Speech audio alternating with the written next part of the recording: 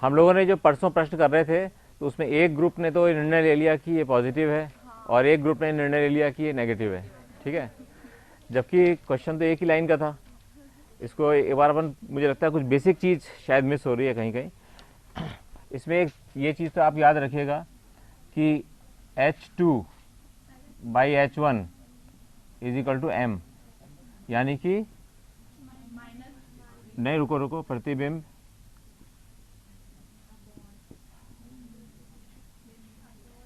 की ऊंचाई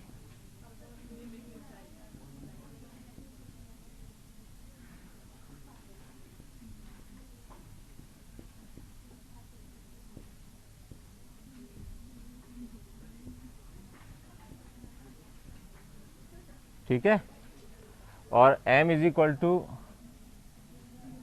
-V/U। दो फार्मूले सीखे थे आपने। अब इसको कैसे इतने सारे लोगों ने पॉजिटिव निकाला है ये भी देखने लायक चीज़ है। अपन ने यहाँ पे कल V तो निकाला था, V सबने सामान निकाल लिया था, V-30 सबने निकाल लिया था। अब प्रश्न ये आया कि आगे इसके क्या कंफ्यूजन क्यों हो रहा था आपको। अपने बिल्कुल ये केवल दो फार्मूले हैं अपने पास, कोई ज़्यादा फार्मूले भी नहीं है। अब हम लोग पहले इसको निकालते हैं, इस वाले फार्मूले को यूज़ करते हैं पहले।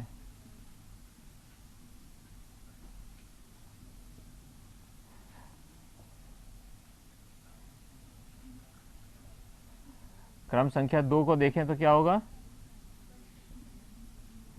अब देखो V क्या है, निकालना है, ठीक है। U इज इक्वल टू, तो इसलिए M कितना होगा,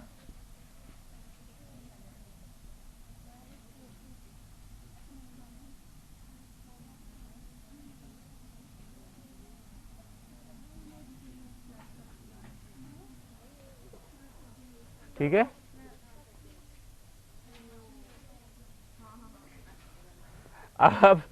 अब इक्वेशन 1 को देख लो।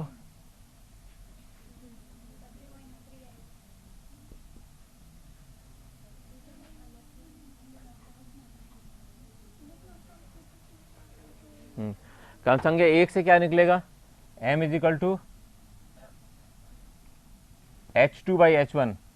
H2 दे रखा है यहाँ पे, तो दे रखा है, नहीं दे रखा, मान लो H2 है, प्लस तो है ही,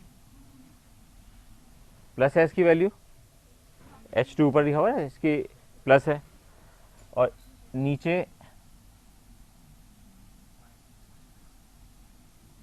ये कितना हो गया, -3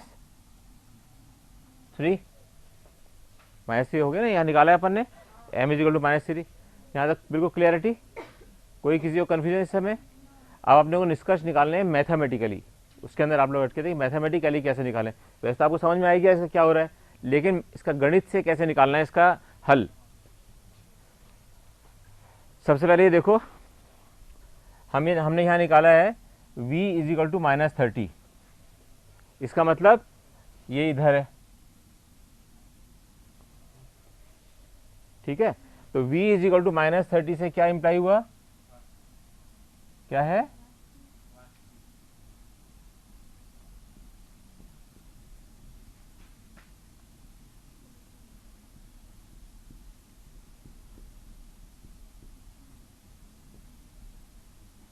ठीक है। अब M इज इक्वल टू -3, इससे क्या पता चल रहा है, एक तो पता चल रहा है कि नहीं, उल्टा पता क्या चल रहा है, प्रतिबिंब एक तो 3 गुना है,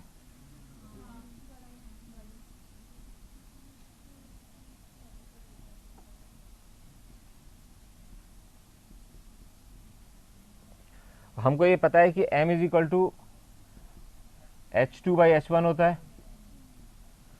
यहाँ को हमको पता है कि H2 क्या है, पॉजिटिव,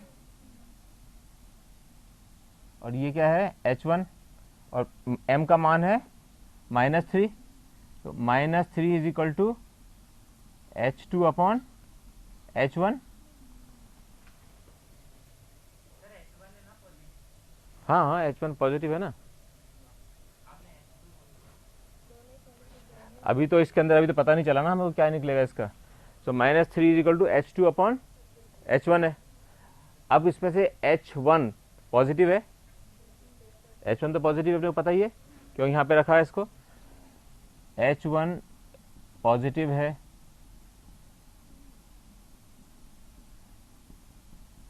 H1 पॉजिटिव है तो H2 क्या होगा,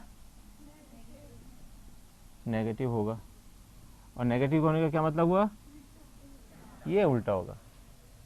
इतना सिंपल क्वेश्चन था ये।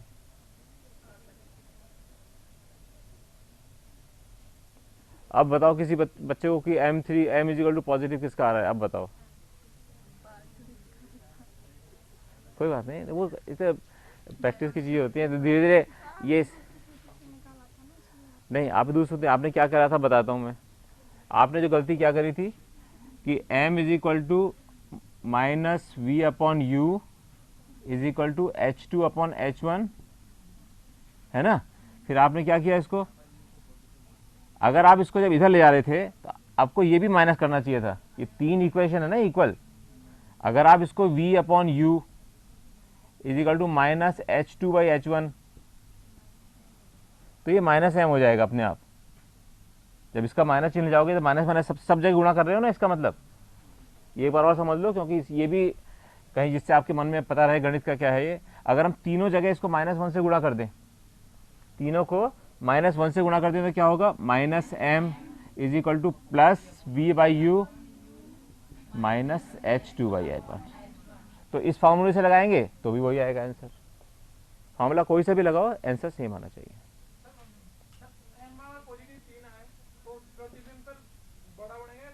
हाँ, अब ये अब क्वेश्चन आया ना सही।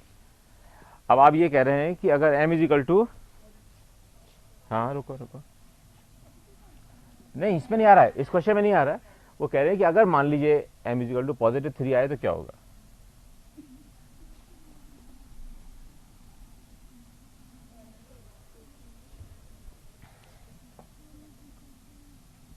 m इज इक्वल टू मान लो +3 आए, ठीक है। हमको ये पता है कि ये H2/H1 होता है, H1 पॉजिटिव है तो H2 भी पॉजिटिव होगा। ये क्या अवतल दर्पण के लिए कभी हो सकता है, मतलब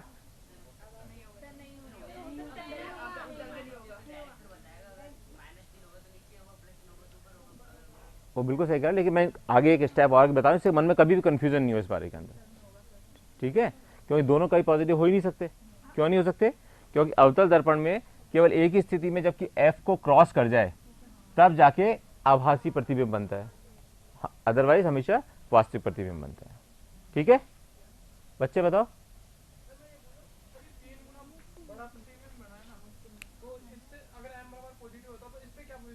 किस पे बेटे, नहीं नहीं नहीं, दोनों अलग अलग चीज़ें हैं। देखो दोनों अलग अलग चीज़ें हैं।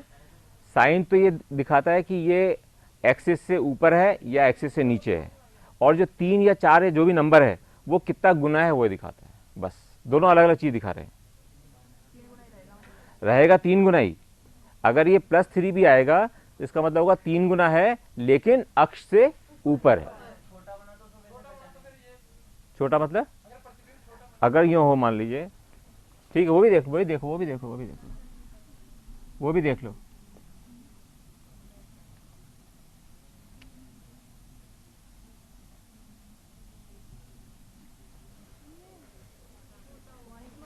.5 में छोटा बन गया, वही कहना चाह रहे हो ना आप। अब क्या हुआ, पॉजिटिव .5 यानी कि ऊपर बनेगा, अक्ष के ऊपर होगा, आधा होगा, और दोनों यानी कि जो बिंब था और प्रतिबिंब दोनों ऊपर ही होंगे, और उसका जो साइज होगा वो उसका आधा होगा, ठीक है। अब किसी बच्चे भी कंफ्यूजन हो तो बताओ, दोबारा इसको समझ सकते हैं अपन, क्योंकि इंपॉर्टेंट चीज है बहुत, ठीक है।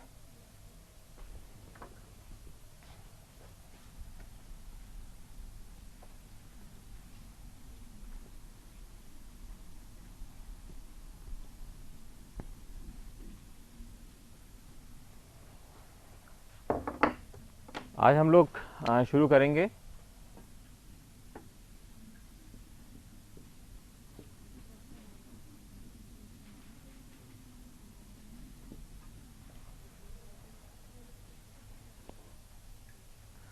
हमने ये देखा था और हम लोग हमेशा जानते भी हैं इस बात को कि अगर ये एक यहाँ पर सिल्ली है छोटी,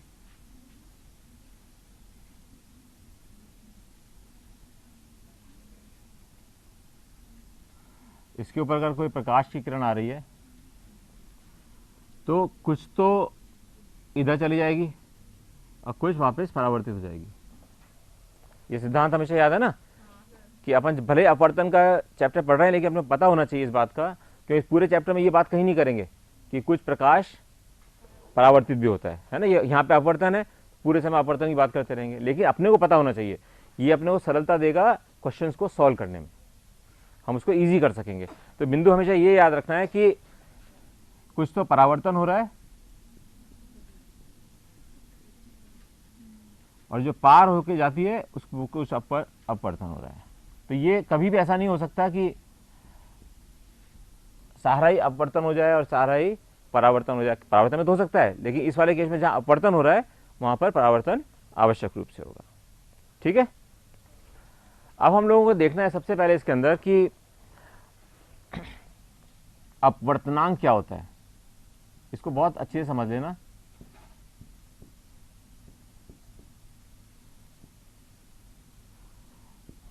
इसको हम लोग हमेशा डिनोट करेंगे म्यू से। ठीक है, अपवर्तनांक का जो सबसे सरल जो डेफिनेशन है, जो परिभाषा है, वो ये है प्रकाश की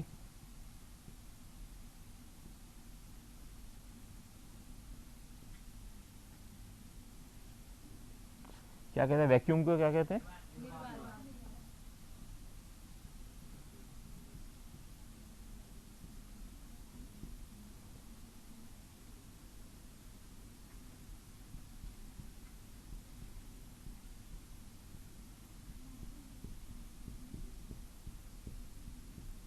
इसका मतलब क्या हुआ, कुछ बता सकता है बच्चा कोई?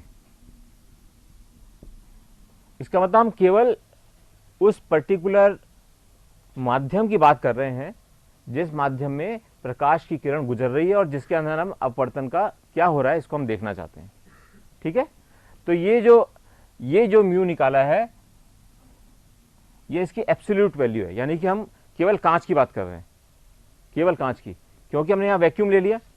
अगर हम यहां पे लेते हवा या पानी या कुछ भी लेते तो दोनों में फर्क होता, क्योंकि एक माध्यम दूसरा होता है, दूसरा माध्यम अलग तरह का होता है। तो ये हम केवल एब्सोल्यूटली, अगर हम किसी केवल एक पदार्थ की जब बात कर रहे हैं तो हम इस डेफिनेशन को लगाएंगे, इसके प्रकाश का वेग निर्वात में और प्रकाश का वेग माध्यम में। अब हमको ये पता है कि वेग का उससे कैसे संबंध होता है, आवृत्ति से। अपन जानते हैं कि v is equal to nu lambda. तो अगर हम यहां पे लिखें तो क्या हो जाएगा, अगर हम इसको निर्वात में माने वैक्यूम लिख देते हैं, v दोबारा वो हो जाएगा, रिपीट हो जाएगा, c लिख देते हैं, c इसका वेग इसमें, और इसको हम यहाँ पे डिनोट करेंगे कोई भी माध्यम है तो मीडियम, अर्थात न्यू लैम्डा c, और चूंकि गति वही है इसलिए दूसरा क्या आएगा, क्या होगा, लैम्डा m। अगर हम इसको भाग दे देंगे तो क्या हो जाएगा, म्यू, क्या होगा म्यू बताओ, lambda c upon lambda m। यहां पर एक सिद्धांत जो है वो आपको याद करना है, वो लिख भी लेना है यहां पर,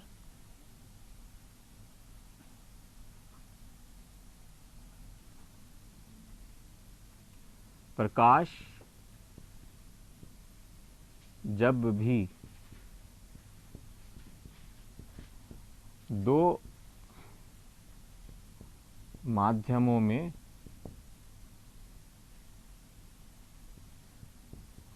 चलता है तो उसकी आवृत्ति में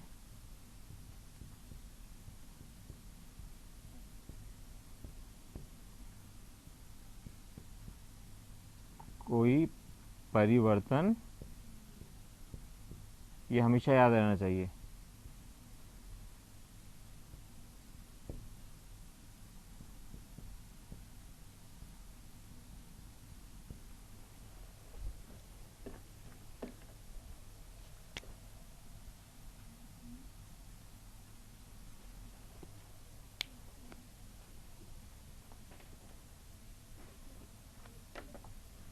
ठीक है,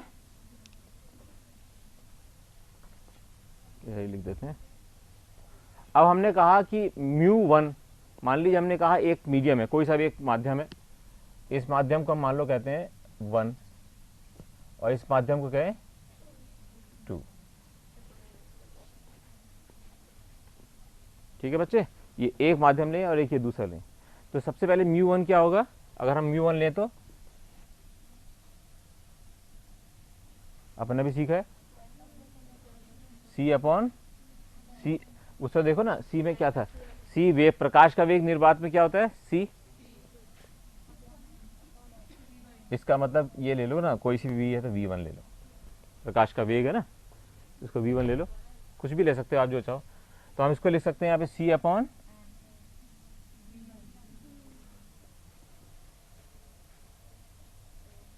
ठीक है बच्चे। और μ2 को क्या लिख सकते हैं,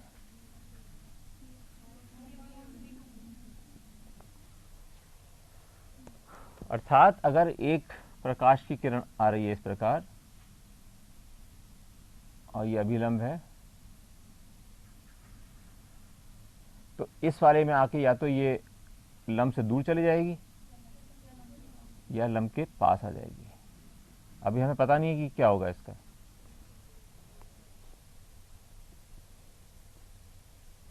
ठीक है, अगर हम इसको, इस इक्वेशन को देखें तो हमें यह पता लगता है कि अगर हम दो माध्यमों का सापेक्ष रूप में अपवर्तनांक निकालना चाहते हैं, सापेक्ष रूप मतलब पानी का हवा के मुकाबले, पानी का कांच के मुकाबले, कांच का पानी के मुकाबले, या कांच का हवा के मुकाबले, या कोई से भी दो माध्यम हम उन दोनों के मुकाबले में निकालना चाहते हैं, तो कैसे लिखा जाता है।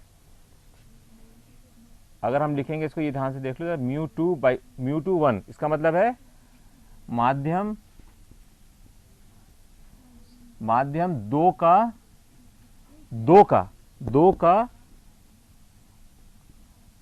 अपवर्तनांक। बेटा एक बार पेन मंगवा लेना।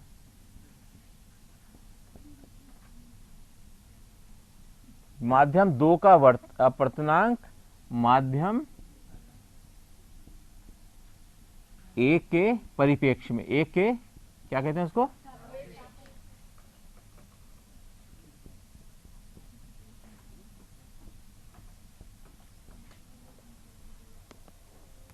ठीक है। इसका मतलब हुआ माध्यम दो का अपवर्तनांक माध्यम एक के सापेक्ष में। ये हमेशा मन में बिल्कुल क्लियर रहना चाहिए कि जो हम ये लिख रहे हैं उसका निकाल रहे हैं, बेसिकली हम इसका निकालना चाह रहे हैं इस माध्यम के परिप्रेक्ष्य में।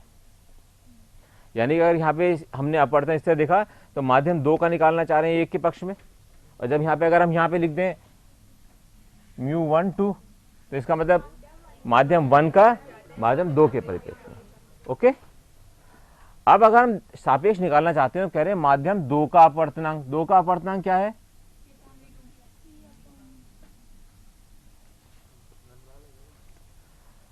सापेक्ष में, माध्यम 1 के सापेक्ष में।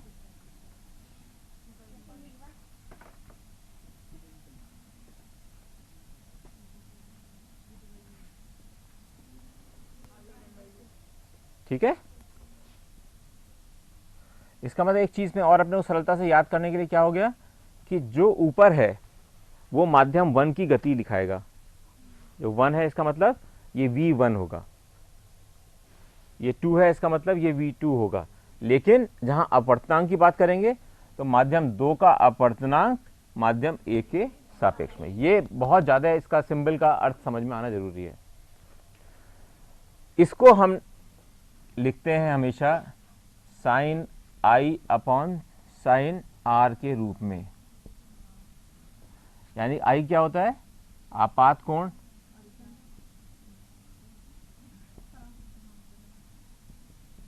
परावर्तित कैसे हो जाएगा, आपतन कोण, या और R। अब इसमें एक चीज बहुत ही ध्यान से देखना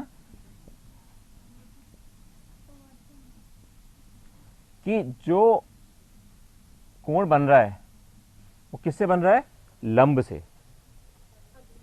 जो अभिलंब है उसी से दोनों कोण बन रहे हैं, ये अक्ष से नहीं। यानी कि जो माध्यम के बीच में दीवार है उस पर नहीं बन रहे हैं, ये बन रहे हैं हमारे लंब से। ये बहुत ज़्यादा इसके अंदर याद रखने की चीज़ है कि ये कहाँ पे बन रहे हैं, और इस फार्मूले को हम कहते हैं स्नेल का सिद्धांत।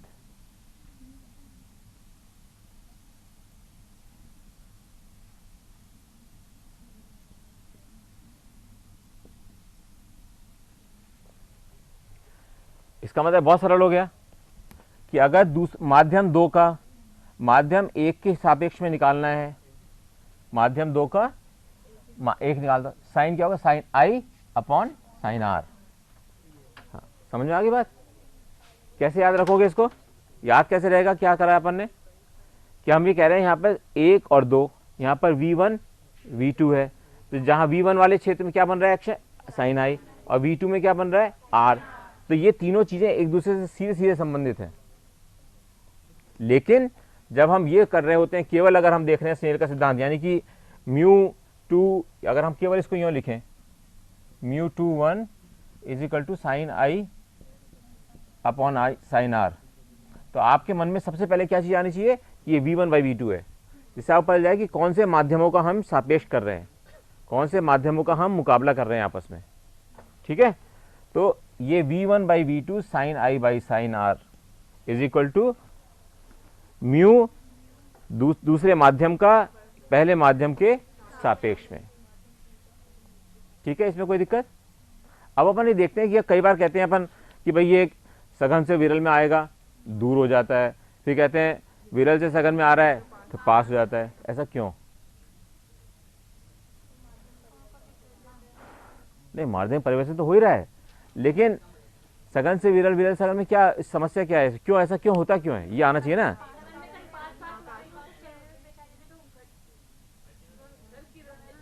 हाँ बताओ, सोचो सोचो, बहुत अच्छी बात है, क्योंकि इस पे पूरा जो चैप्टर है इसी पे आता है। अभी जो परसों एग्जाम में आया था वो इसी पे क्वेश्चन आया है। सोचो, है बेटा? Yes, very very good. किसमें वेग ज्यादा होगा? प्रकाश का वेग हमेशा विरल में ज्यादा होगा। बहुत अच्छी बात है, तुम लोग कुछ भी कर सकते हो, मैं बता रहा हूं।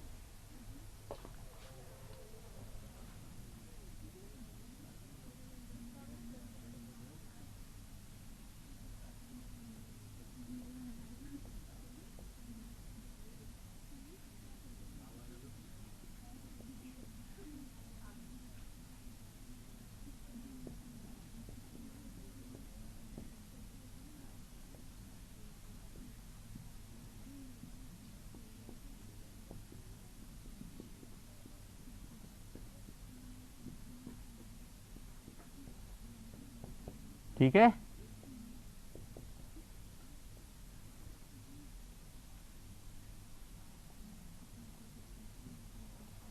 लेकिन ये क्यों होता है ऐसा? क्यों हर चीज में क्यों? मैं आपसे कहता हूँ हर चीज क्यों जरूर मन में लाया करो अपने। तो किसको चलने में दिक्कत हो रही है?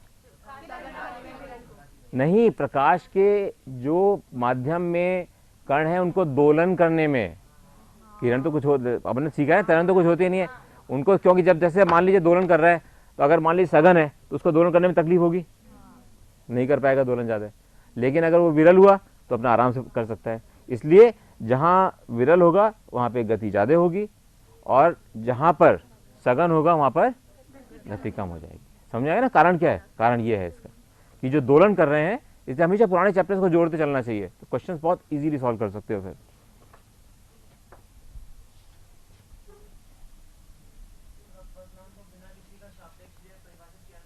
किया ना आपको यहाँ पे, ये तो किया। प्रकाश का वेग निर्वात में ले लो बस। फिर किससे निकालेंगे? किस चीज का? अपवर्तनांक क्यों हो रहा है? अपवर्तन क्यों हो रहा है? अपवर्तन क्यों हो रहा है? जबकि किसी एक माध्यम से दूसरे माध्यम में किरण जा रही है। अगर किरण नहीं जाए दूसरे माध्यम में तो अपवर्तन होगा ही नहीं, उसका अपवर्तनांक निकालने की जरूरत ही नहीं पड़ेगी। अर्थात अगर हम एक कोई ऐसा पदार्थ ले लें, जिसका कि 0 अपवर्तन हो, 100% हो सकता है, ऐसा हो सकता है ना। वैसे बहुत मुश्किल है लेकिन हो सकता है, ऐसा नहीं कि असंभव नहीं है, ये हो सकता है। अगर हम बहुत अच्छा सिल्वर का यूज़ करें दर्पण बनाने में तो हो सकता है ऐसा, लेकिन यहाँ पे अपने को सिल्वर की लेयर बनानी पड़ेगी एक। अब ऐसी स्थिति में क्या होगा बेटा, ये चली जाएगी वापस, तो अपवर्तन नहीं होगा, केवल परावर्तन होगा ऐसी स्थिति के अंदर। और ऐसी स्थिति में हम जब प्रकाश का वेग उस माध्यम में निकालना चाहेंगे और प्रकाश का वेग निर्वात में निकालना चाहेंगे तो क्या होगा। अब चलो अगर यूं समझने की कोशिश करें कि अगर म्यू हम निकालना चाहते हैं हवा के लिए, केवल एयर के लिए, तो क्या होगा, कितना होगा, 1। हाँ ठीक है ना, तो ये होगा 1 के बराबर। क्यों, हाँ क्योंकि वही माध्यम है और उसी के अंदर हम निकाल रहे हैं इसके अंदर करके। ठीक है, अब हम इसको आगे बढ़ते हैं।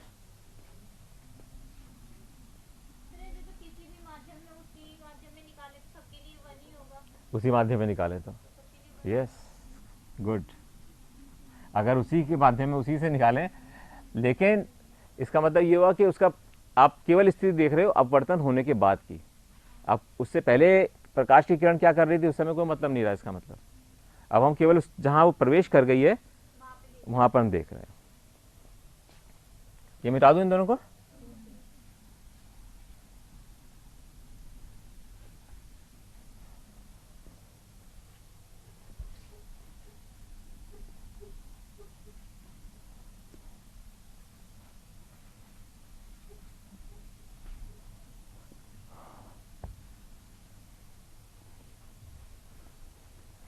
अब हम लोग ये देखें कि माध्यम 1 और माध्यम 2, अब अपने देखें कि अगर मान लीजिए ये सघन हो, मान लीजिए ये और ये विरल,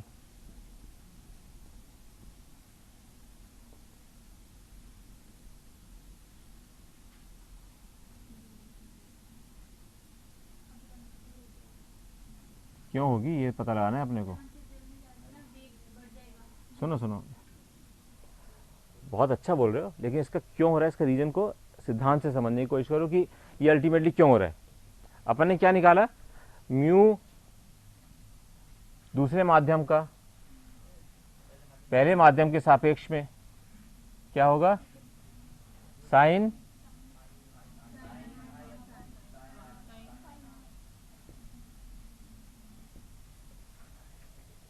अब इसका यूज करके बताओ कि कैसे निकालेंगे इसको।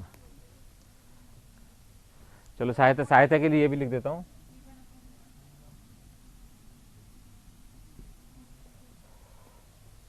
हमें ये पता है कि इस वाले केस के अंदर V1 इज लेस देन, ठीक है। अगर हम यहां लिखते हैं V1 लेस देन V2 यानी कि V2 बड़ा है, V2 बड़ा है V1 से। अगर हम लिखते हैं या तो कम लिखते हैं, जो भी कुछ भी लिखते हैं, V1 छोटा है V2 से, जो हमने यहां पे लिखा है V1 छोटा है V2 से, V1 छोटा है V2 से, इसका मतलब साइन I किससे छोटा होगा, साइन I छोटा होगा साइन R से, होगा या नहीं होगा। अगर V1 छोटा है, क्योंकि अपन जानते हैं कि वैल्यू दोनों की सापेक्ष रूप में चलती है, तो V1 अगर बड़ा है, छोटा है V2 से, तो साइन I छोटा होगा साइन R से, तो I क्या होगा,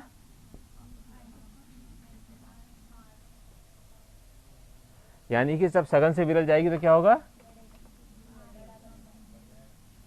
क्योंकि यहां पर R बड़ा है I से, इसलिए ये दूर जाती है।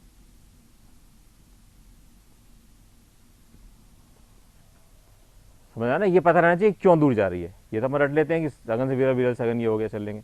अब दूसरा देखो जरा, अगर ऐसे ही माध्यम देखें,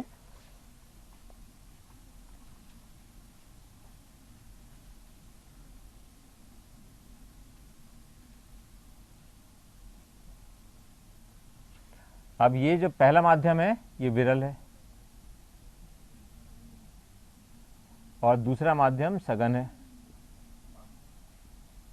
इसका मतलब क्या हुआ, V1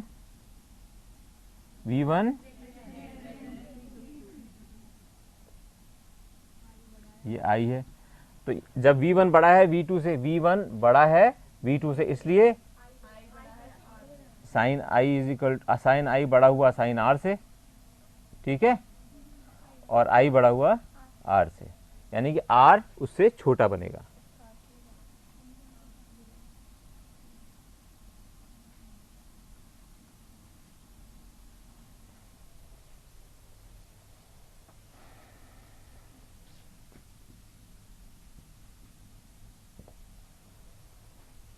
समझ में आ गया क्यों किरण इधर जाती है या उधर जाती है?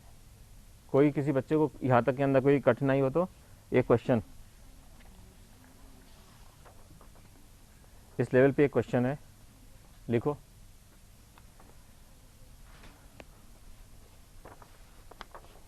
ये जो क्वेश्चन बता रहा हूँ ना मैं आपको, ये जो क्वेश्चन बता रहा हूँ परसों वाले एग्जाम में आया था, एम्स के एग्जाम में। जी बेटे,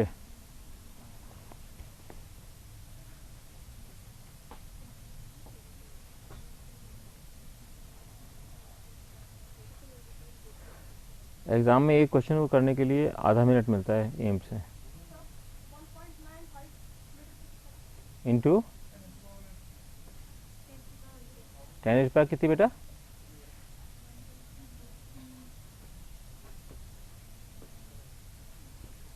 और किस बच्चे ने निकाला? निकालो निकालो।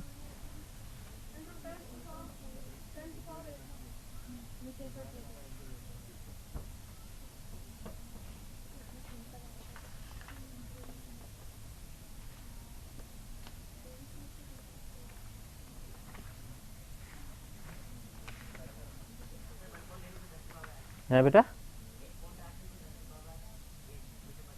1.8। अच्छा,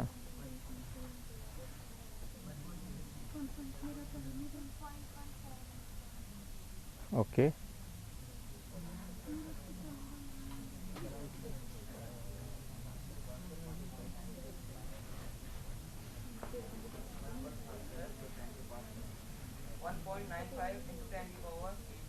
वन पॉइंट नाइन फाइव कैसे, 1.95 कैसे आया? ठीक, नहीं नहीं, करीब नहीं, तो बस सिंपल भाग जा रहा है इसमें, तो पूरा जो भी आएगा पूर्ण भाग आएगा। 1.5। आओ बच्चे, चलो बताओ करके। You come.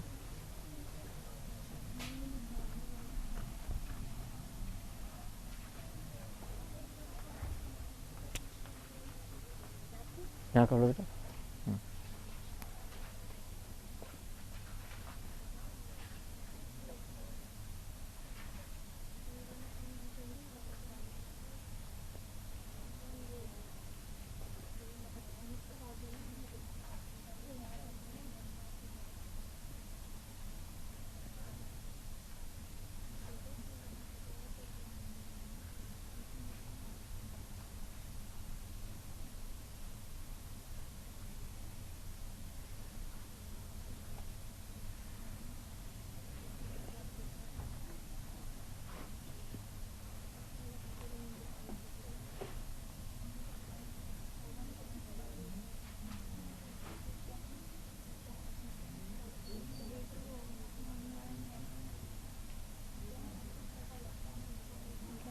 ठीक है ठीक है, ठीक कर रही हो, बिल्कुल बिना घबराए करो, बिल्कुल ठीक कर रही हो।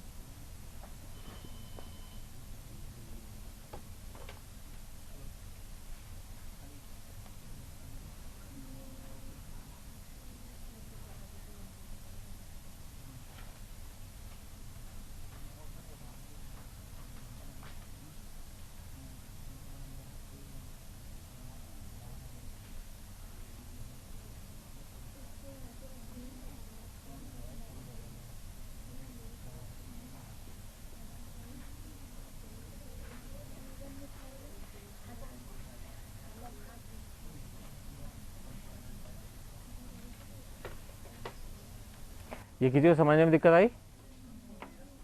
इसने एकदम बिल्कुल परफेक्ट तरीके से किया है, और जिस तरह से लिखना चाहिए चीज़ों को इस तरह से लिखा है।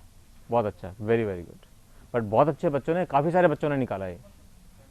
ठीक है, हाँ निकाला, बिल्कुल अच्छा सही निकाला है। तो इस तरह से आप देखोगे कि इस पर छोटी सी ट्रिक थी, मैं जिसको बार बार इंसिस्ट कर रहा था कि V1/V2 ये पता होना चाहिए कि क्या है, रेशो कौन सा है।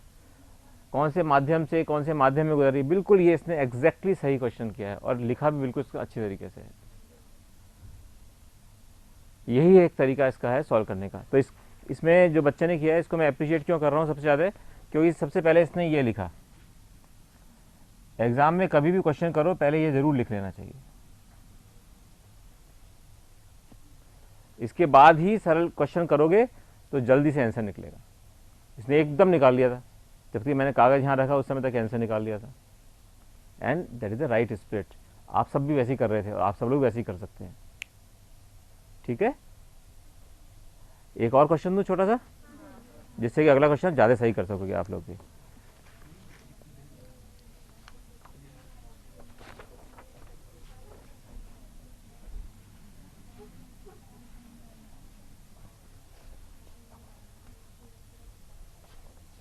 इसमें थोड़ा सा हल्का सा ज़्यादा दिमाग लगेगा, हल्का सा। पहले यहाँ पे 2-3 चीज़ लिख देता हूँ मैं।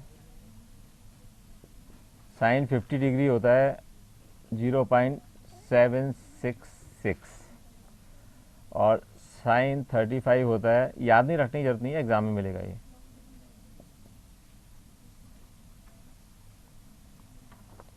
ठीक है, अब क्वेश्चन क्या है,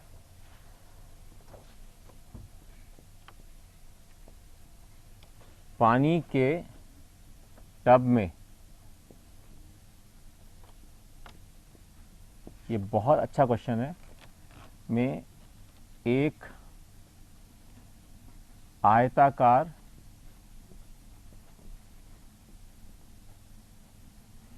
पट्टिका, जब स्लैब कहते हैं ना उसको, पट्टिका रखी है।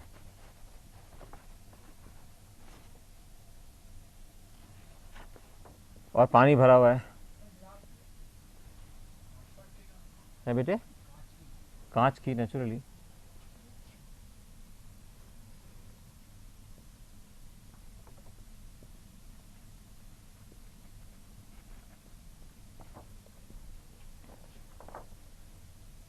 पानी भरा हुआ है इसके अंदर, वो लिख नहीं रहा हूं मैं। पानी की सतह पर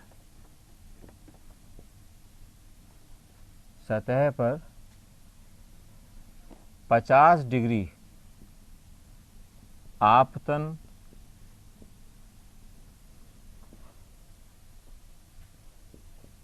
कोण बनाते हुए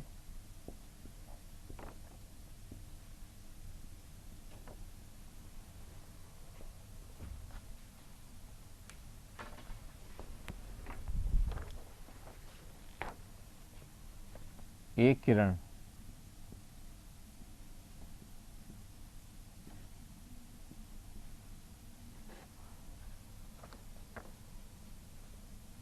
पानी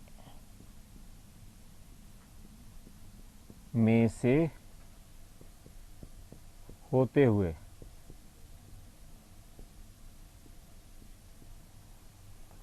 कांच की पट्टिका में प्रवेश करती है।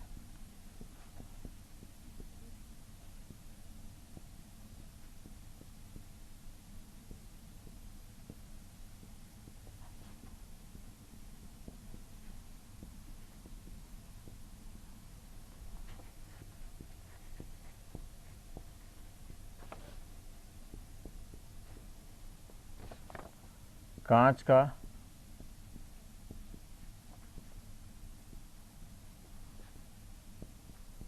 अपवर्तन कोण निकालिए।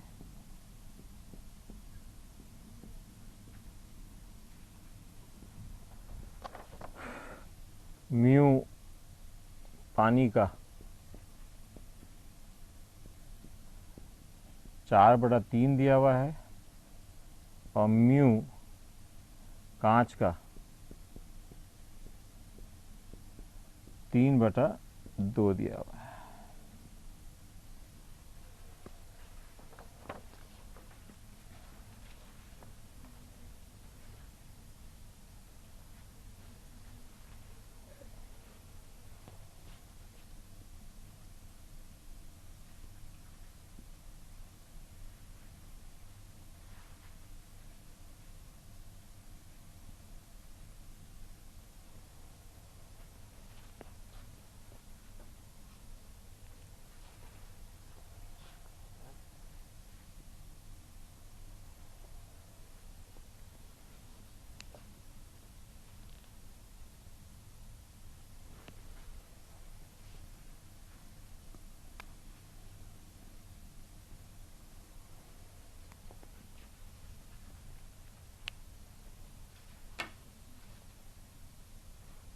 पहले इसका चित्र बनाने की कोशिश करना है ना, कैसे बन रहा है चित्र।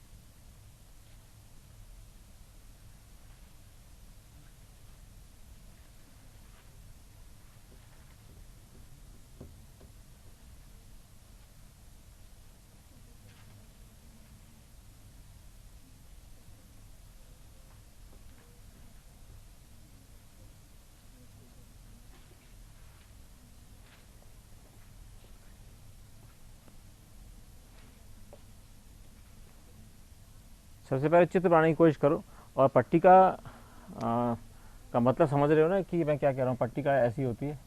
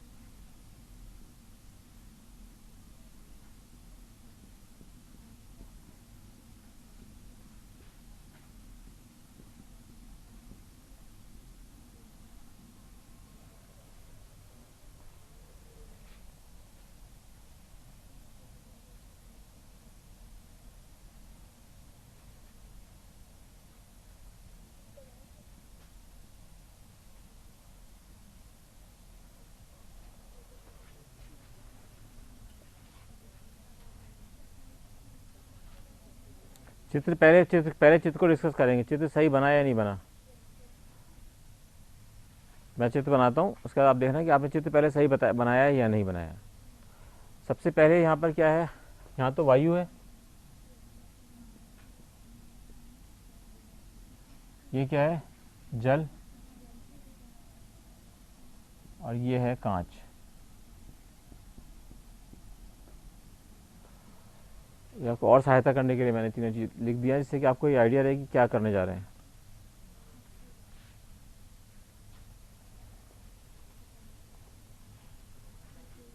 है बेटा 50 डिग्री नहीं, 50 डिग्री तो ऊपर जो आपतन है ना वो बना रही है बेटा। मतलब ये जो किरण है ना,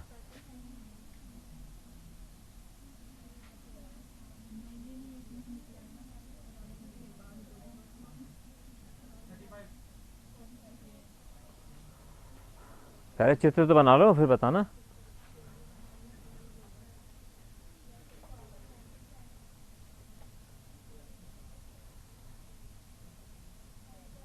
जब विरल से सघन में जाएगी तो क्या होगा,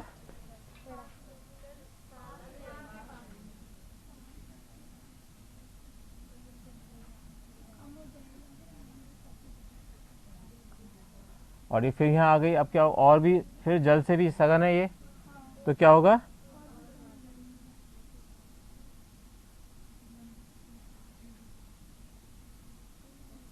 हमने कौन सा एंगल निकालना है,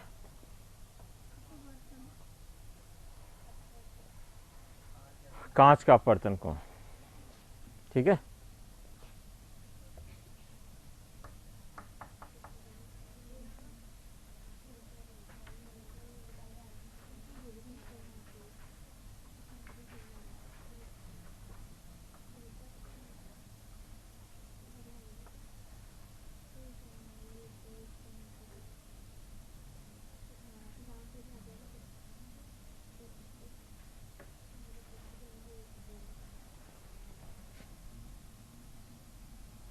ये वाला कोण निकालना है आपको।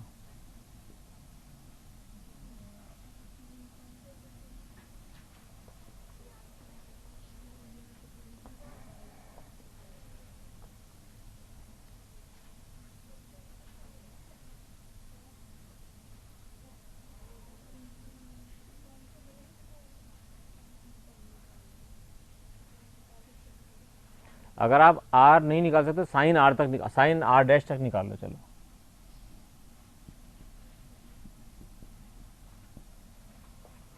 सिंपल कर दिया, थोड़ा सा सिंपल।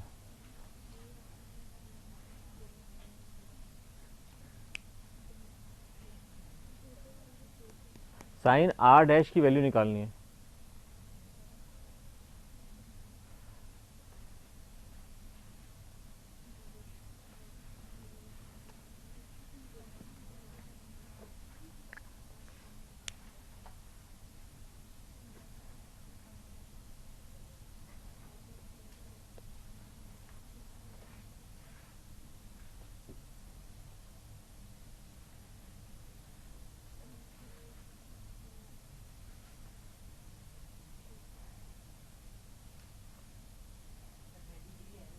पैंतीस डिग्री कौन सा कोण आ रहा है बेटा? 35 डिग्री तो ये आ रहा होगा या ये आ रहा होगा, ये 35 डिग्री थोड़ी आ रहा होगा।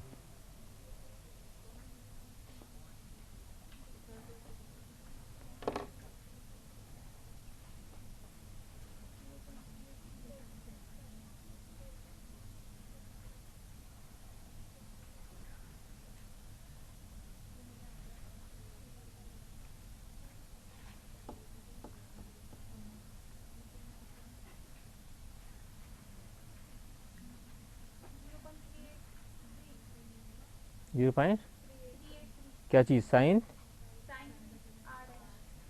0.,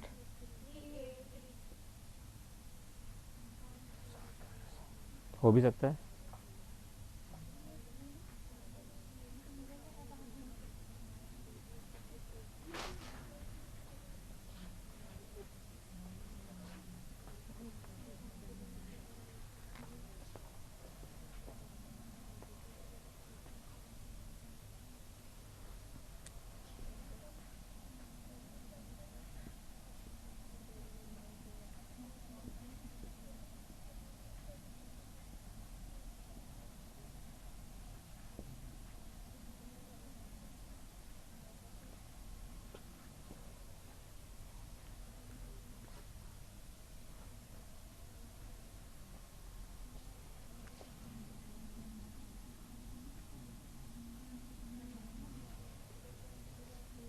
मैं आपकी हेल्प करता जा रहा हूँ थोड़ा थोड़ा कैलकुलेशन करने में।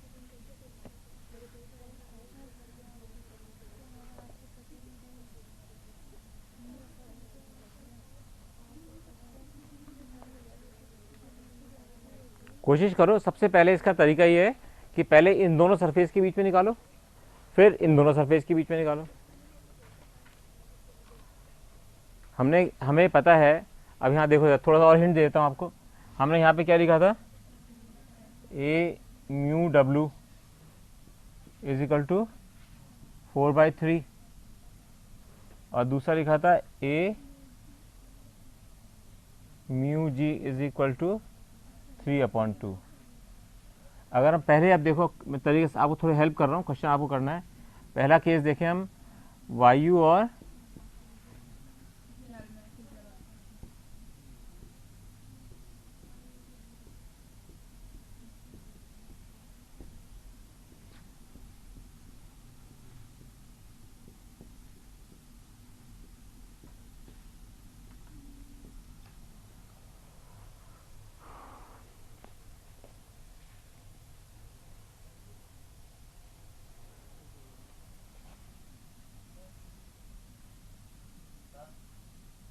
हाँ बेटा, है बेटा। साइन बेटा कितना, अधिकतम वैल्यू कितनी हो सकती है साइन की? हाँ तो 90 कितना होता है? तो 1 से बेटा ज़्यादा हो नहीं सकता साइन की वैल्यू।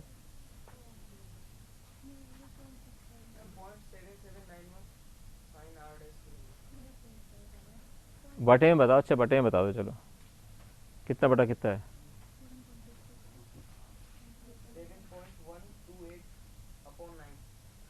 नहीं, गलत।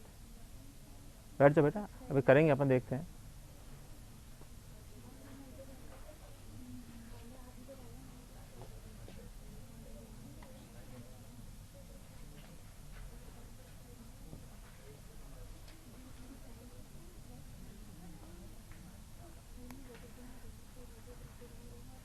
या कैसे निकाला, ये निकाला किसी ने? 9/, गुड।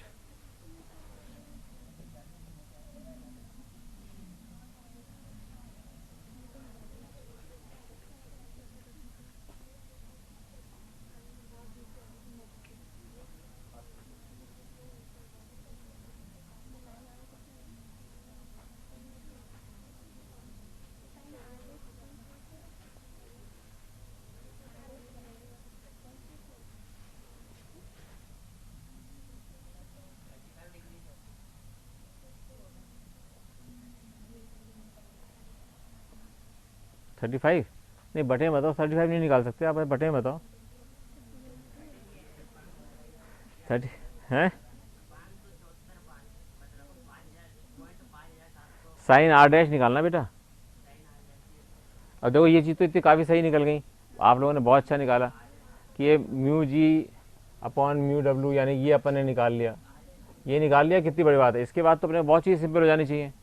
अब वायु में जल की सतह पे अपवर्तन देखो तो पहले क्या होगा, अपन ने क्या कर रखा है, म्यू वाटर और एयर, है ना, म्यू वाटर और एयर का सापेक्ष, ठीक है, यानी कि म्यू वाटर का ए के रेफरेंस में दिया हुआ, ये कितना होगा, अब बता दो, कितनी इजी चीज हो रही है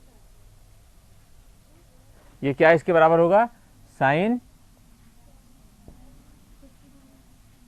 आई अपॉन, अगर इसको हम आर मान लें,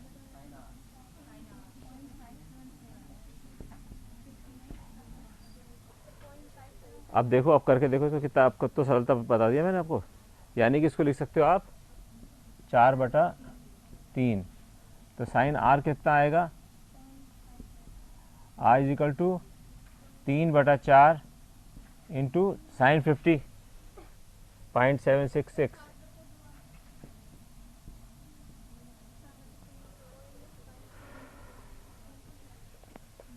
ये तो दिया हुआ है ना बेटा, ये 4/3 दे ही रखा है।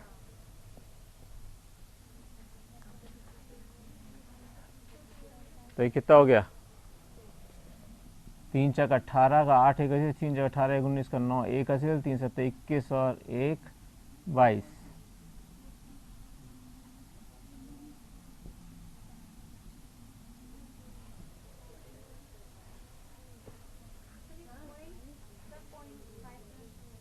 .57 आ गया ना, ये तो आ गया आपका। इसका मतलब हुआ इट गिव साइन 35 डिग्री, ठीक है। इसका मतलब आर कितना आया, 35 डिग्री। अब ये तो आ गया आपका 35 डिग्री, तो ये वाला क्या होगा 35। अब ये इसके लिए आपतन कोण है, अब तो परावर्तन निकालना है, सीधा सी बात है भाई। ये क्यों है, ये वाला क्यों हुआ 35, ये भी क्यों 35 हुआ, हाँ, क्योंकि ये दोनों पैरेलल लाइंस है और इन दोनों पैरेलल लाइन के बीच में ये है एक लाइन, तो ये कोण हमेशा इस कोण के बराबर होता है, ठीक है।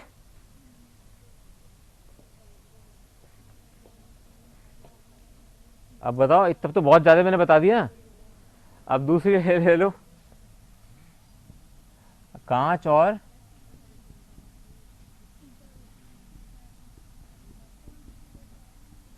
जल की सतह,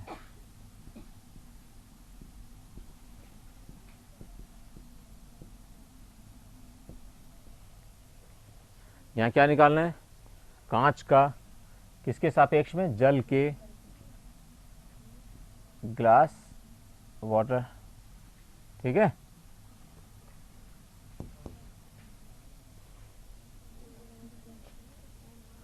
और ये 9/8 निकाला था आप लोगों ने, निकाल ही रखा है। ये 9/8 is equal to sine I upon sine are, sine 35 upon sine R dash, कितना, मतलब इसमें कुछ करना ही नहीं आपको, पॉइंट, हाँ नहीं नहीं, क्या क्या क्या, दोबारा दोबारा करो, दोबारा करो। देखो अरे इसको नहीं सॉल्व कर सकते अपन अब। साइन 35 कितना होता है, 0.57, ये है 0.575 अपॉन साइन आर डैश, अपना साइन आर डैश ही निकाल लो, बहुत है, 9/8।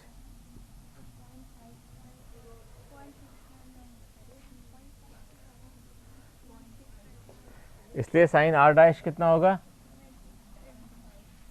Sign R dash is equal to 8/9 into 0.575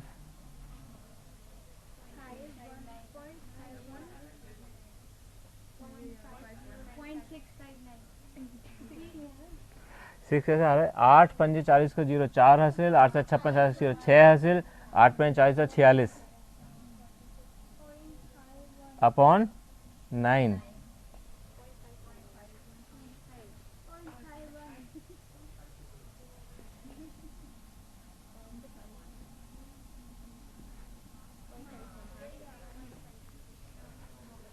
अब बताओ किसी बच्चे को इसको प्रक्रिया को समझने में दिक्कत आई, किसी को भी? अब बोलो बेटा आपको कुछ मन में आ रहा है तो स्टार्टिंग में जाते हैं। वैसे बहुत सारे बच्चों ने सही किया इसको, और ये एक अच्छा कठिन क्वेश्चन था, अच्छा कठिन क्वेश्चन था, एंड बहुत सारे बच्चों ने सही करा इसको। ठीक है, अब इसको देखो जरा क्या हो रहा है। सबसे पहले इन्होंने निकाला ग्लास और पानी का अपवर्तनांक, इन दोनों के बीच में क्या होगा, ये कैसे निकाला इन्होंने? ये सारे बच्चों ने निकाल लिया था करीब करीब, बस इसका तरीका और क्या हो सकता है, ध्यान से अगर देखो तो क्या किया इन बच्चों ने, यहाँ लिखा था ए म्यू डब्ल्यू, और ये था ए म्यू जी, और हमको क्या निकालना था, म्यू, यानी कि कांच का म्यू जल के सापेक्ष।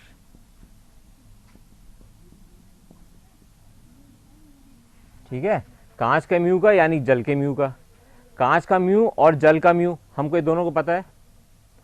ये हमको पता है कि एयर के रेफरेंस में इसका ये दे रखा है और ये इसका दे रखा है। तो अगर हम इसको निकालना चाहेंगे, ठीक है, तो ये क्या आ जाएगा, 9/8।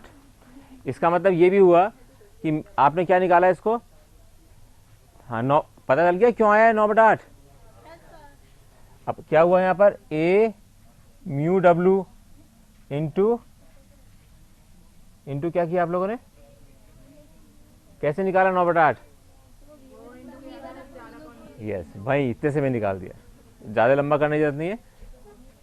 ये अब अपने पास अगर भाई तीनों म्यू आ गए, एयर का आ गया, पानी का आ गया और कांच का आ गया, एक दूसरे के सापेक्ष आ गए, यहाँ तक तो कोई दिक्कत नहीं किसी को। अब आप देखिए कि वायु व जल की सतह पे अपवर्तन, जब वायु और जल के ऊपर से अपवर्तन हो रहा है तो ये तो हो गया आई और ये हो गया आर। तो अपन को क्या पता है कि पानी का, वाटर का, एयर के सापेक्ष साइन आई अपॉन साइन आर होता है। ठीक है, एग्जैक्टली हमने ये लिखा है यहाँ पर, यहाँ आई कितना था, 50 डिग्री। ठीक है बेटा, तो इसको हमने 50 लिख दिया, तो हमारे पास इसकी वैल्यू आ गई, आर की वैल्यू आ गई 35 डिग्री। ठीक है, आर की वैल्यू 35 डिग्री आ गई।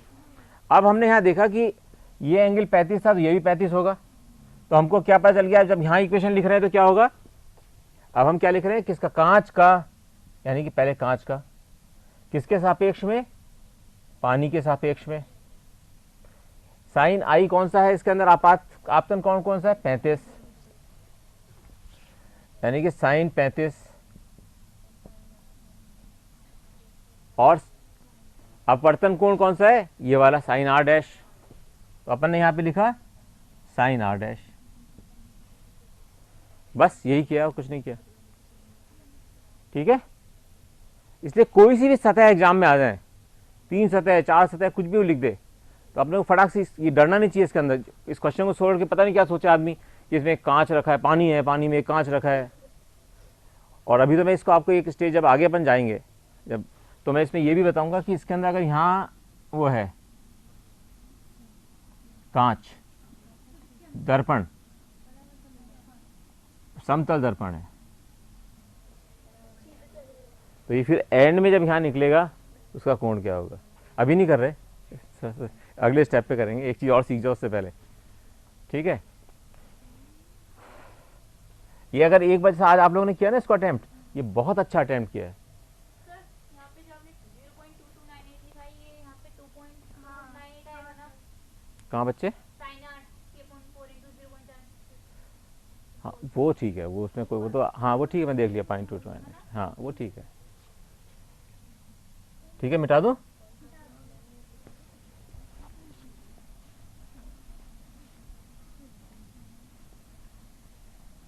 मतलब जो क्वेश्चन में दिया है उसको अगर आप वैसे ही लिख लोगे,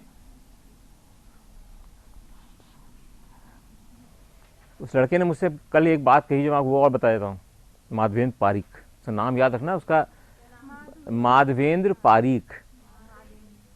उस लड़के ने एक बात और कही, मैंने कहा बेटा तुम्हारे पिताजी कहाँ नौकरी करते हैं? मैंने उससे पूछा तुम्हारे पिताजी कहाँ नौकरी करते हैं? इसने कहा मुझे नहीं पता। तो मैं और मेरी वाइफ दोनों बैठे हुए थे, हम लोगों ने पूछा क्या मतलब, ऐसा कैसे हो सकता है? कहने का पिछले 1 साल से ना मुझे ये पता है कि मेरे मदर क्या कर रही है, मेरे फादर कहाँ इस समय सर्विस कर रहे हैं, मेरे बहन भाई क्या कर रहे हैं, मुझे कुछ नहीं पता। मेरे पास मोबाइल नहीं है, मैंने टीवी का एक प्रोग्राम नहीं देखा है। सिर्फ उसको एक ही चीज़ दिख रही थी कि एम्स में मुझे अच्छे नंबर आने, नीट में तो उसके बहुत अच्छे आएंगे, कि एम्स में मुझे यहाँ पर लाना है, अपने आप को सेलेक्ट कराना है, केवल एक चीज़ दिख रही थी उसको। और उसने फिर कहा कि जब मैं एग्जाम के लिए बैठा तो सब लोग भगवान से प्रार्थना करते हैं मेरा अच्छा हो जाए, ये हो जाए, वो जाए। उसके मन में क्या था, उसने क्या कहा, कल मैं बहुत ज़िंदगी में पहली बार मुझे किसी बच्चे ने ऐसी चीज़ें कही हैं, first time in my life में, इतने सालों से पढ़ा रहा हूँ बच्चों को। उसने मुझसे कहा कि मैंने भगवान से केवल ये प्रार्थना की कि जो मेरे में अभी जोश है ना, मेरा वो जोश बना रहे एग्जाम के पेपर खोलने तक। वो वहाँ बैठा, जब उसका पेपर मिल गया, खोलने से पहले वो चिपका होता है ना, तो उसने भगवान से ये बनाया कि मेरा जोश कम नहीं होना चाहिए एग्जाम का पेपर देख के। कहता है जब उसने देखा फिजिक्स कल बहुत टफ आया था, बहुत टफ पेपर था परसों, तो उसने जब पेपर खोल के देखा कि फिजिक्स बहुत टफ आई है, तो कहने लगा मुझे पता चल गया कि अब मेरी फर्स्ट 10 में पोजीशन आएगी। कहता है इतने में पता उसने कह दिया, जरूरी नहीं था, गलत भी तो कर सकता था क्वेश्चन वो। मैं सिर्फ ये बता रहा हूँ कि फोकस। अब बिल्कुल medium class, lower middle class का बच्चा है, ऐसा नहीं कोई बहुत बड़ी सुविधाओं में और बहुत पढ़ा हुआ है, बहुत सुविधाओं में पढ़ा हुआ, ऐसा कुछ नहीं है। Very ordinary boy. कल बहुत अच्छा दिन था, मतलब मुझे इतना आश्चर्य हुआ कि ऐसी चीजें भी कोई बच्चा बोल सकता है। ये सब आप लोगों के लिए एक प्रेरणा की चीज है।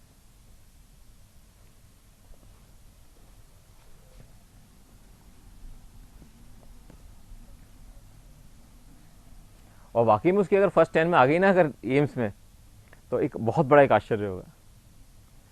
मतलब उसके फिजिक्स में केवल 1 नंबर कट रहा है, 1 मार्क पूरे उसमें से। केमिस्ट्री में पूरा सही किया उसने, बायोलॉजी 100% सही की है, फिजिक्स में 1 क्वेश्चन गलत हुआ, वो भी गलत नहीं सही हुआ था, तो उसने वो बबल गलत लगाया बस।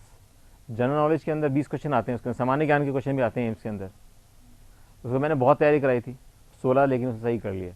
उसके कुल कितने नंबर कट रहे हैं 200 में से? 5।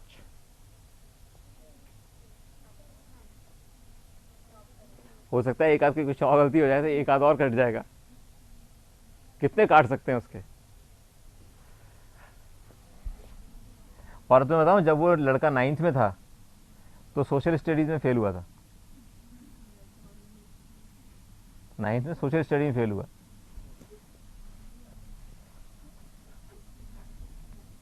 और आप लोग तो बहुत अच्छे स्तर पे हो, मतलब मैं इतना खुश हूं यहाँ पे इस बार पढ़ाने में कि आप लोग बहुत अच्छी तरह से इस चीज को ग्रास्प करके कर रहे हो। बट लेकिन आपको ये ना चित्र, फिजिक्स के अंदर थ्योरी से ज़्यादा इंपॉर्टेंट होता है उसकी एप्लीकेशन। जो आप लोग न्यूमेरिकल बार बार, इसलिए ज़्यादा आप लोगों को लग रहा होगा क्यों बार बार न्यूमेरिकल कर रहा हूँ, इसलिए कर रहा हूँ क्योंकि एप्लीकेशन यही है। आपको थ्योरी तो मैं समझ में आ जाएगी, सरल है, लेकिन उस थ्योरी को कैसे लगाना है क्वेश्चन में, ये आना चाहिए बस। अब एक नेक्स्ट चीज़ और करते हैं।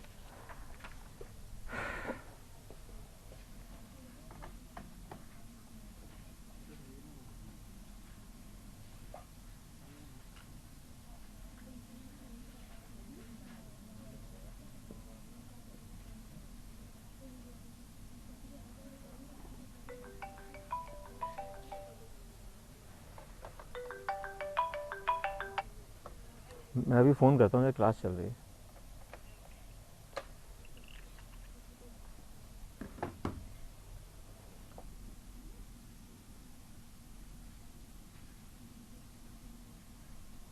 अब मान लीजिए मैंने यहाँ पे एक दर्पण रखा, इसके लंबवत,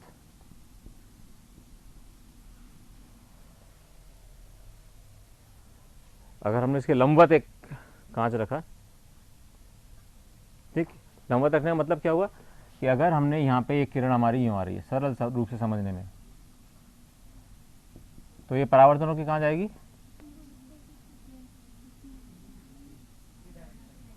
अब इसको अपन को इसी डायरेक्शन में देखना है, यहाँ पे इस तरह से देखना है, ठीक है, जिससे मन में बिल्कुल कन्फ्यूजन नहीं हो। तो हमने इसको इस तरह से रखा है, इतना टेढ़ी है, किरण यूँ जा रही है, तो इसको हमें अपने मिरर को भी टेढ़ा रखना पड़ा, तो ये उसी रास्ते पे चली जाएगी, उसी रास्ते पे वापस जाएगी। अगर हम इसको अब गणित के रूप में लिख के देखें, अगर हमने इसको मान लीजिए ये 1 है और ये 2 है, पहले जब आ रही है, जब अपवर्तन हो रहा है,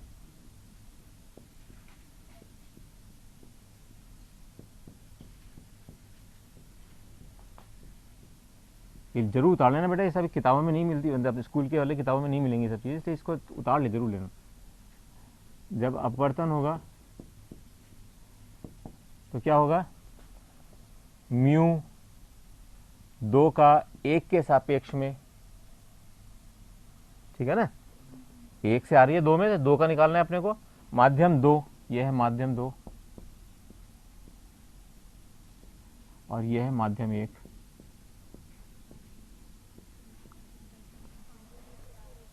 दूसरे का पहले के माध्यम के, इसका मतलब हुआ साइन, क्या लिखोगे इसको, sign I upon are.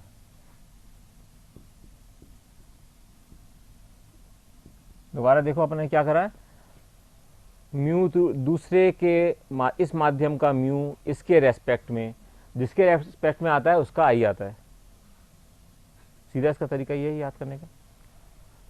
Mu 1 is equal to sine I by sine R. अब इसको उल्टा करके देखें जरा, यानी कि अब जब ये वाली किरण इधर जा रही है और ये इधर जा रही है, यानी कि अब इस माध्यम 2 से माध्यम 1 की तरफ देखें, माध्यम 1 से 2, और ये अब करें माध्यम 2 से 1 में अपवर्तन।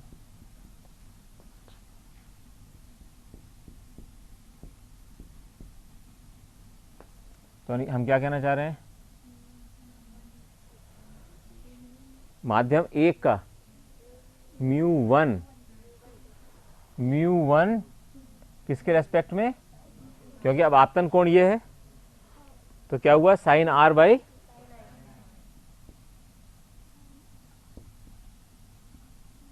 ठीक है, कोई कंफ्यूजन,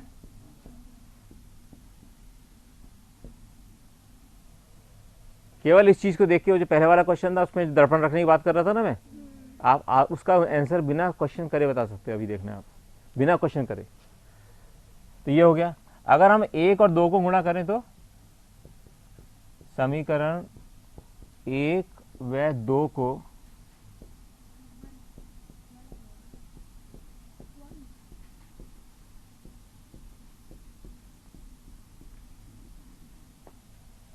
ये हो गया 1 म्यू 2, हमेशा उल्टा बोलते हैं, मैंने गलती बोला इस बार, म्यू 2 1, यानी कि 2 का 1 के रेस्पेक्ट में, इंटू म्यू 1 2 के रेस्पेक्ट में, इज इक्वल टू हो गया sine I upon sine r into sine are sine i, ये हो गया 1।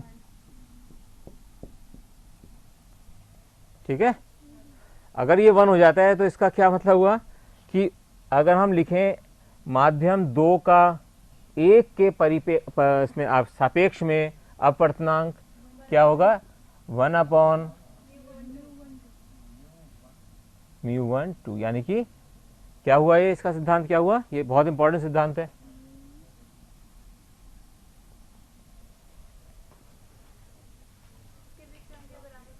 तो यानी उसमें क्या करना था पूरे क्वेश्चन में, 1/this, जो अपना आंसर निकल रहा था उसका 1 कर देते आप। जब क्वेश्चन कितना कठिन लगता, पहले पानी में से एक किरण आई, फिर एक उसके अंदर पट्टिका में आई, और उसके नीचे एक दर्पण रखा था, और फिर दर्पण से वो परिवर्तित होके गई। ठीक है ना, तो यहाँ पे सिंपल क्या हुआ, इसका सिद्धांत क्या सीखे इसके अंदर कि अगर दूसरे माध्यम का पहले माध्यम के सापेक्ष में निकाल रहे हैं तो पहले माध्यम का दूसरे माध्यम के सापेक्ष में उसका उल्टा होगा। बात समझ में आ गई, इसको याद रखना, ये मन में याद रह जाएगी तो कैसी बड़ी चीज तो है नहीं कि अगर हम एक माध्यम का दूसरे परिप्रेक्ष्य में निकाल रहे हैं तो दूसरे का पहले के परिप्रेक्ष्य में उसके उल्टा होगा, व्युत्क्रम होगा, व्युत्क्रम अनुपाती नहीं, व्युत्क्रम ही होगा, है ना। हाँ नहीं, मैंने बोलने वाला था। ठीक है, ये बहुत ज़्यादा जरूरी चीज़ है जानने के लिए। कोई भी क्वेश्चन अगर किसी भी तरह का आता है तो आपको बस केवल इतने सिद्धांत चाहिए कि आप इसमें आप बिल्कुल आराम से सॉल्व कर सकते हो। अब मैं जो लिखने वाला हूँ वो चीज़ आप मुंह जवानी हासिल कर दोगे, जो मैं लिखूंगा वो आप उसको मुंह जवानी कर दोगे।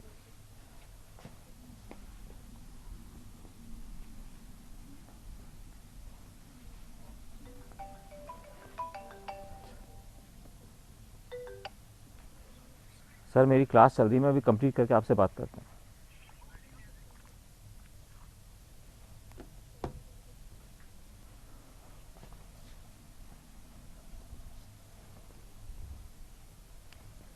अब मान लीजिए हमारे पास एक ब्लॉक है,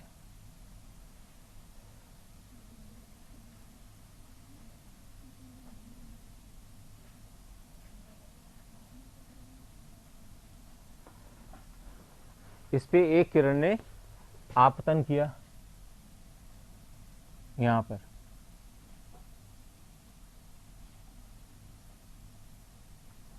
यहां हवा है,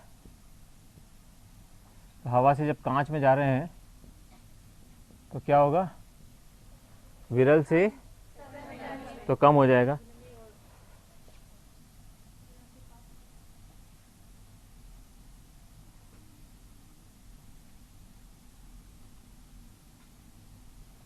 ठीक है। अब ये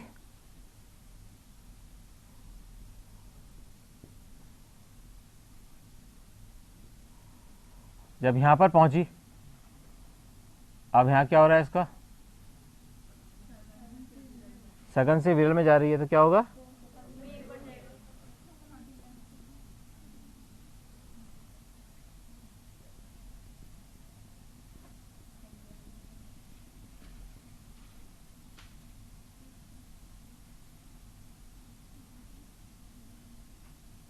अविलंब से दूर हट जाएगी।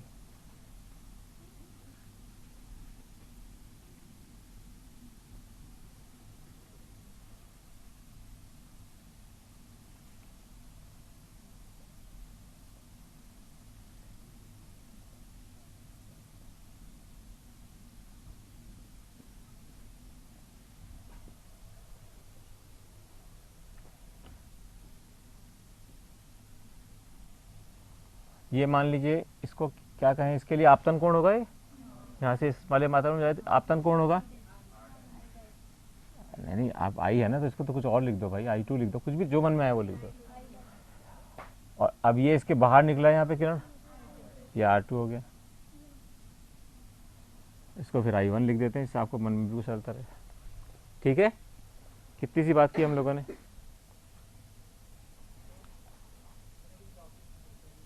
क्या किया हमने, यहाँ से विरल माध्यम से सघन माध्यम की तरफ जब जाएगी तो हमेशा लंब की तरफ मुड़ेगी, तो ये लंब की तरफ मुड़ी, यहाँ पहुँच गई।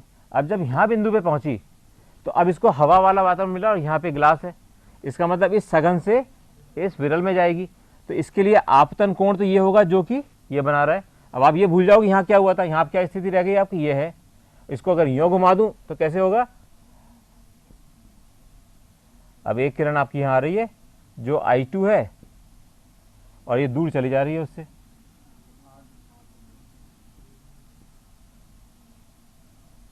ये स्थिति हो रही है बेटा। अभी आपने ग्लास का क्वेश्चन किया था उसमें था ये, ठीक है, सेम क्वेश्चन था ना। इसका मतलब ये, अब ये बताओ मुझे करके एक जल्दी से एकदम कि I1 में और R2 में, है ना, कितनी जल्दी निकाल लिया इसने, ये बहुत जल्दी निकाल लिया ना मेरे लिखने। मैंने कहा था ना आप इसको समझ गए तो आप इसको मेरे बिना करे ही निकाल लोगे इसका हल। और इसको कहते हैं, इसलिए इस चीज को कहते हैं,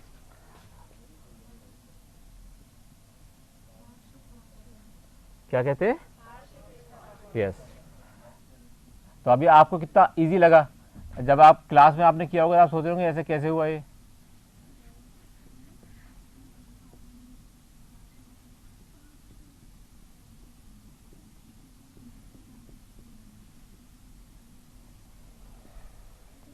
बड़ा सरल है। अगर हम यहाँ पे देखें, इनको देखें, इसको अगर हम निकालें क्या होगा, mu glass versus in respect to air, so mu glass air. यहाँ पे अपन ने क्या लिखा, sign I1 upon sine R1। इस वाली सरफेस पर यही हुआ और कुछ हुआ ही नहीं। अब यहाँ पर म्यू एयर टू ग्लास,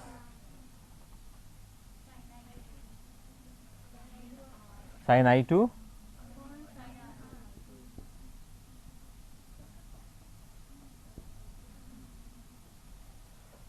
ठीक है। और इसको हम लिखें अगर ए जी तो इसका उल्टा हो जाएगा। ये अपन ने लिखा ना ग्लास एयर का ग्लास के रेस्पेक्ट में, ग्लास का एयर के रेस्पेक्ट में लिखें तो इसको उल्टा कर देंगे, म्यू जी ए, ठीक है, इज इक्वल टू क्या लिखोगे, साइन,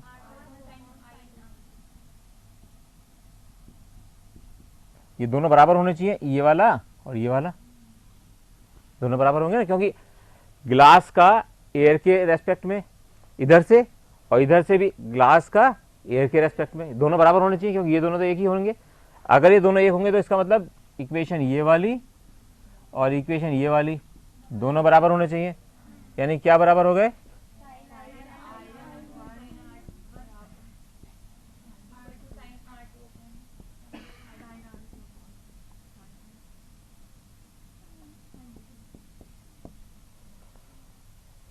ठीक है।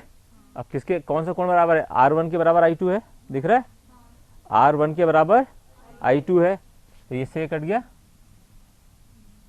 तो क्या बचा, sign I1 is equal to R2, तो I1 क्या आ गया,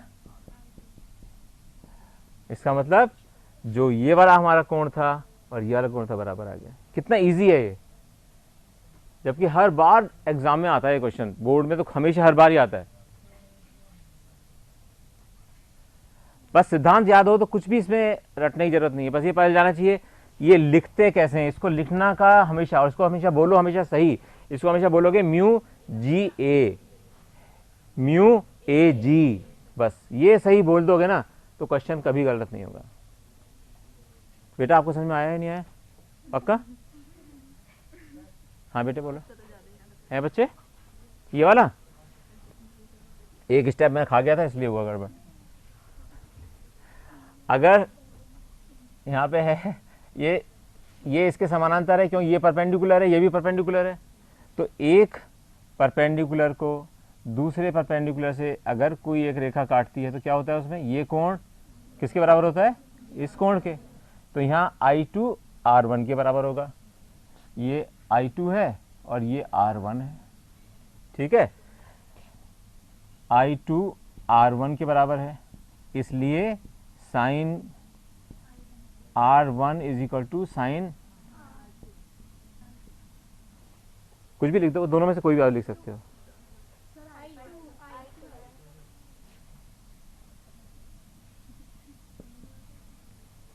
ठीक है, अगर ये दोनों बराबर हैं तो कट जाएंगे आपस में, इसलिए sign I1 is equal to R2, और दोनों के साइन बराबर है तो इसलिए इसको उनका, इसलिए I1 is equal to R2। और अगर I1 और R2 बराबर है, इसका क्या मतलब हुआ? नहीं, इससे ये कैसे पता चला कि ये समानांतर है? कैसे कैसे पता लगा बताओ? ये क्यों पता चला कि पैरेलल हो गए? I1 R2 करने से, I1 is equal to R2 करने से ये कैसे हो गए बराबर? नहीं, स्पष्ट तो हो रहा है, स्पष्ट तो हम लोगों ने बना दिया, इसलिए लग रहा है। अगर मान लो मैं इसको टेढ़ा बनाता तो कैसे हुआ? अगर I1 is equal to R2 है तो ये दोनों एक दूसरे के समानांतर कैसे हुए? कौन बच्चा बताएगा?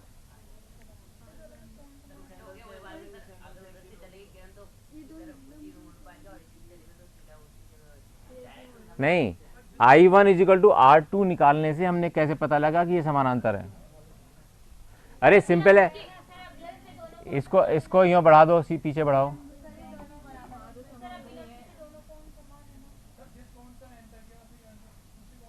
हाँ नहीं, अब ये देखो ना, ये वाला कोण है ना, यही है I1, तो ये इसके बराबर आया, दिख रहा है आपको लंब से? इसका मतलब ये दोनों एक दूसरे के पैरेलल चल रही हैं, दोनों रेखाएं इसलिए चल रही हैं। तो ये बेटा सबसे अच्छी चीज़, अब हमारे पास में दो छोटी छोटी चीज़ें रह गई हैं पढ़ने के लिए, क्योंकि अब आप बिल्कुल आराम से कर लोगे। अगर आपको ये, जब आप ये चीज़ें कर पा रहे हो तो वो तो बिल्कुल ही आसानी से हो जाएंगी। कल अपन पढ़ेंगे आभासी और वास्तविक गहराई, जो एक बच्चे ने उस दिन क्वेश्चन पूछा था, और दूसरा है पूर्ण आंतरिक परावर्तन। ठीक है, पूर्ण आंतरिक परावर्तन के 2-3 क्वेश्चंस भी करेंगे।